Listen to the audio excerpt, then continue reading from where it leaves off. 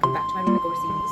आज मैं बार बार बाल को टच नहीं करना है अदिति, हमारे बाल तुम्हारे सर पे ही उड़ नहीं रहे हैं, समझ में आया? सो वेलकम वेलकम वेलकम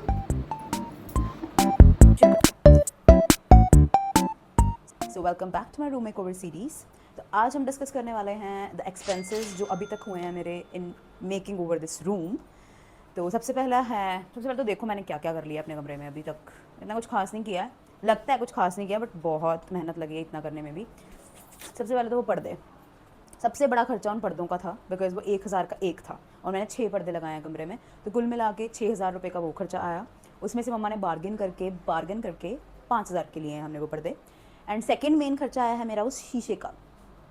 वैसे तो वो शीशा मुझे 13,000 तक मिलना था अगर मैं ऑनलाइन मंगाती या फिर मैं यहाँ से भी कहीं से ख़रीदती बिना मेहनत किए, लेकिन बहुत मेहनत करके मैंने एक ऐसी दुकान ढूंढी जहाँ से वो मुझे मिला पूरा 4500 रुपये का।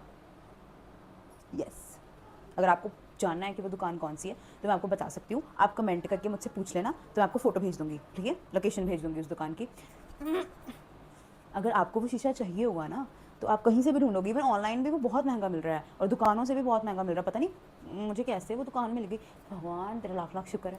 तो वो मेरे को मिला 4500 में। अभी वो डिलीवर होना है, कल या परसों तक वो डिलीवर हो जाएगा, तो फिर मैं दिखाऊंगी आपको। तो वो 4500 में पड़ा, तो मतलब टोटल अभी तक हुआ 9500, ठीक है? वो उसके अलावा वो जो लाइट मैंने बेड के आसपास लगाई थी, अगर वो आपको याद हो तो ये जो मैंने लगाई हुई है, आप देख रहे हो ये जो लाइट है, ये है कोब लाइट, COBLIGHT, कोब लाइट। ये मुझे पड़ी थी 500 रुपये की। तो अभी 10,000 वो हो गया, 10,000 गाइस। एंड देन ये जो हैं, ये तो मैंने फ्लिपकार्ट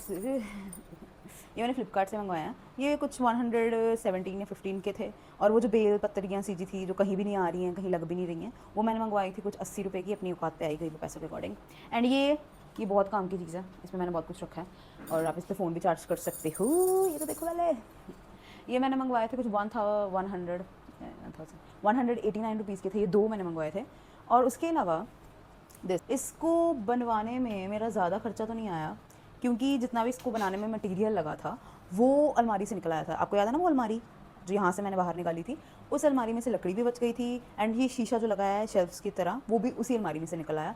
तो इसकी बस लेबर का खर्चा दिया हम लोगों ने, एंड जो इसके ऊपर सरमाइका लगा उसका खर्चा दिया। तो वो आई थिंक वो पापा को पता है, तो मैं एस्टिमेट से बता सकती हूँ जितना मैंने सुना। पेंट भी था, तो पेंट 4 डब्बे लगे, उसमें से 3 डब्बे पूरे कंप्लीटली यूज़ हुए, एक बचा हुआ है। तो 300 का एक डब्बा था, तो 1200 रुपये पेंट। एंड जो मैंने खिड़कियों पे पेंट किया था वो अलग था, तो वो भी 250 कुछ इतने का ही था। तो अप्रॉक्स अगर मैं लगा के चलूँ तो 13,000 का खर्चा हो चुका है। अलमीरा मॉडिफिकेशन में भी थोड़ा खर्चा लगा लेबर का 3 दिन का, तो वो भी हम ऐड करेंगे, तो टोटल ऑफ 13,000।